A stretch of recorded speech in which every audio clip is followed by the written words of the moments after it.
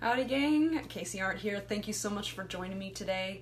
I know you're getting ready to swim a 70.3 swim leg, maybe a little bit nervous about it.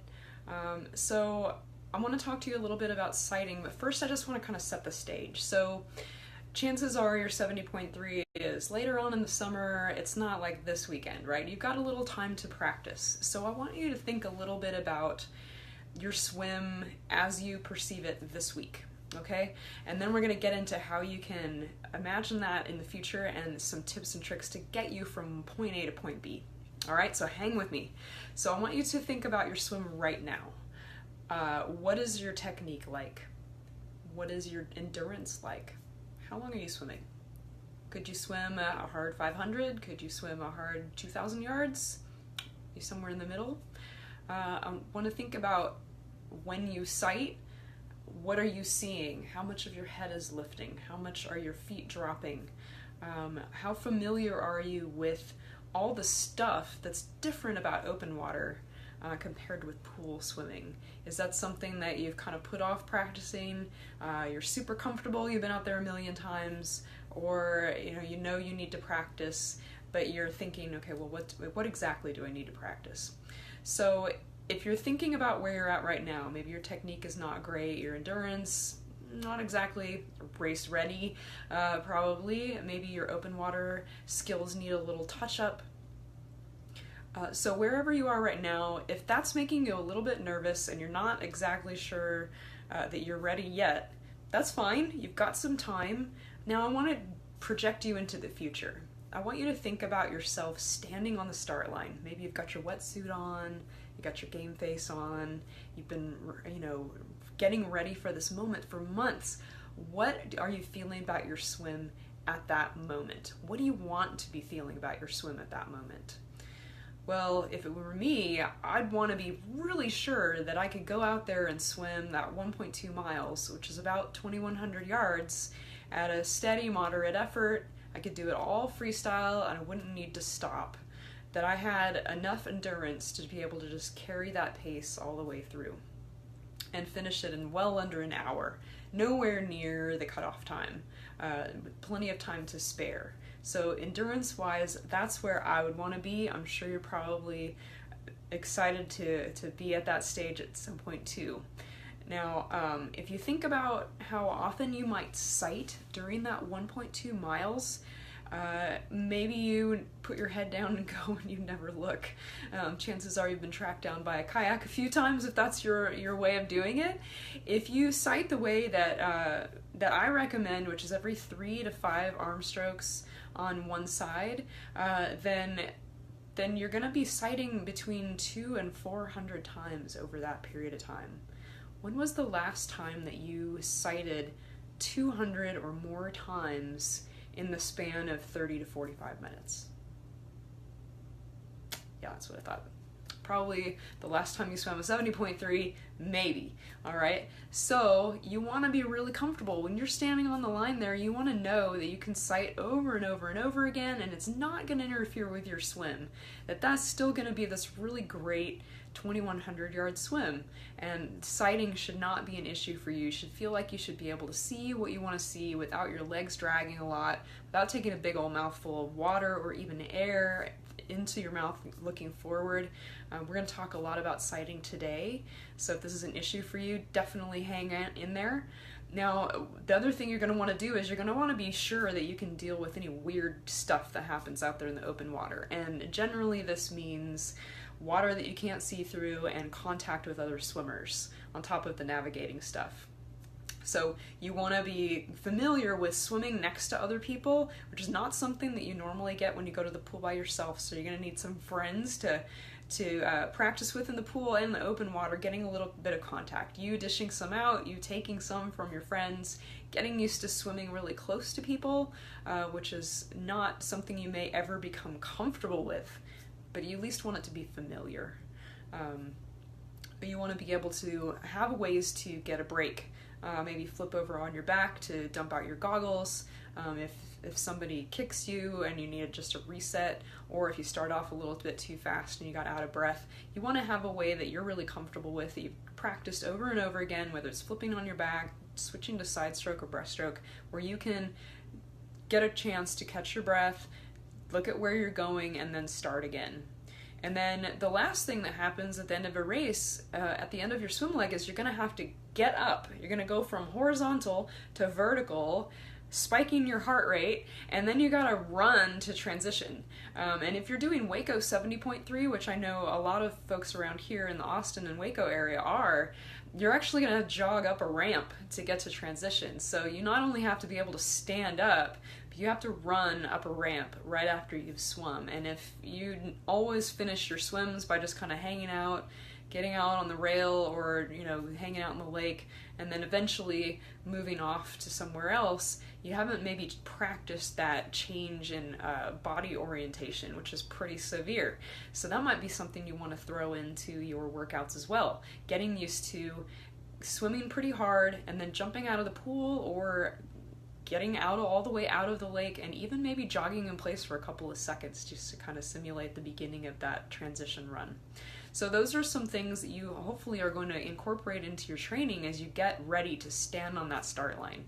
So how do you get there? You're just going to have to practice, build some things into your pool workouts, take some friends out to a lake or a pool or whatever open water you have available to you that's safe, and practice swimming close together, getting in and out of the water, turning buoys, things like that. So I want to talk a little bit more about sighting. This is something that's really easy to practice in the pool. It's very simple to work into just a normal workout. You don't even have to add anything special.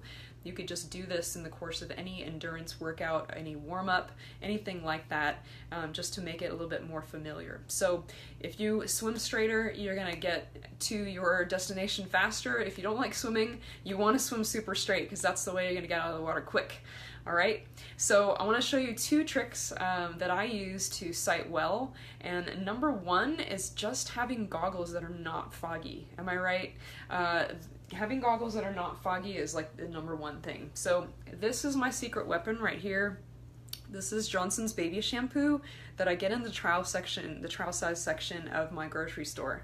So what I do is I open it up, I leave the seal on there, and I just poke it with a pin, like a safety pin, to make one very small hole.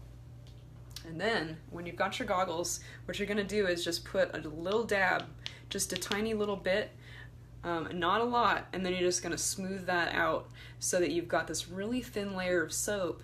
And then when you put that in the water, it's going to activate it, so it's not just going to be this kind of filmy layer on there, but it'll be kind of a soap bubble.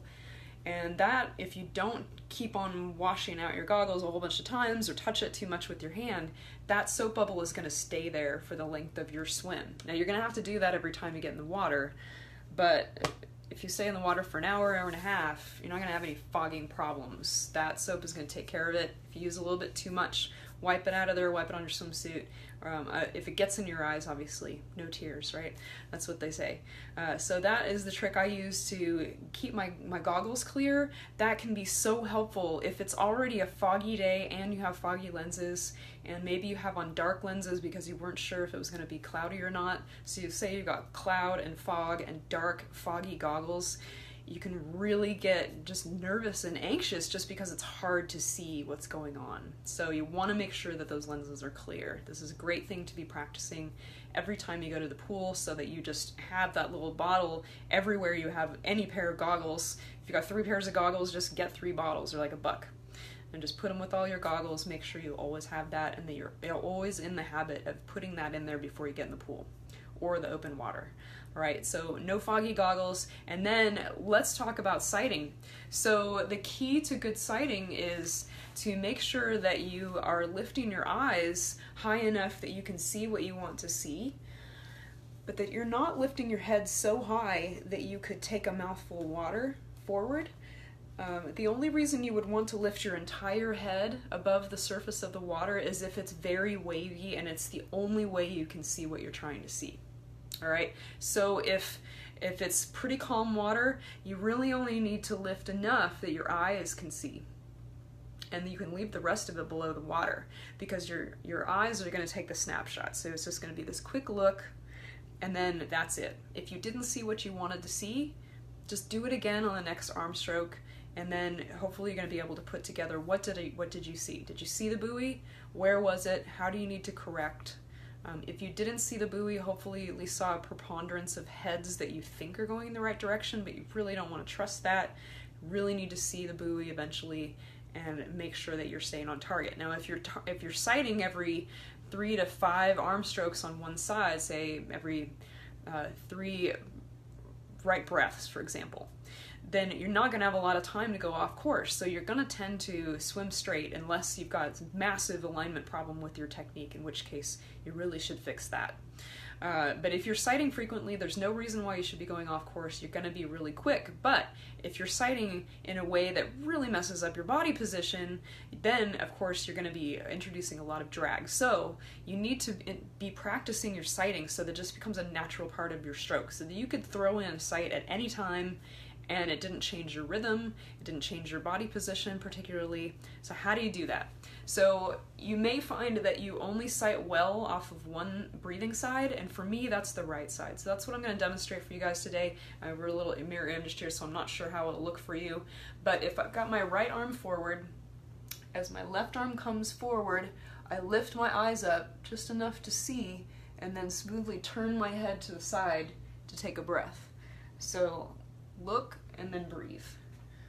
Look and then breathe. And that's it. It's just this very slight head bringing up to the front and then right over to my regular right breath as my left arm is coming around. So if you're going to breathe from the left side, as your right arm is coming around, you'll look and then turn to breathe. Does that make sense?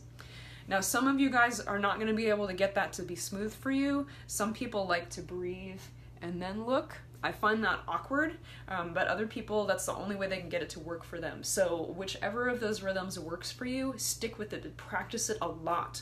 That means if you're in a 25-yard pool, if you're working on your sighting for maybe 200 to 400 yards that day, broken down as 50s or whatever it is, you need to be sighting 2 to 3 times. And I want you to look for a specific object. Don't just lift your head but not see something. So pick something on the deck. You could even pick a moving object like a coach or a lifeguard or somebody who's moving around the room, and make sure that each time you lift your head 2 or 3 times per length, you're seeing that thing.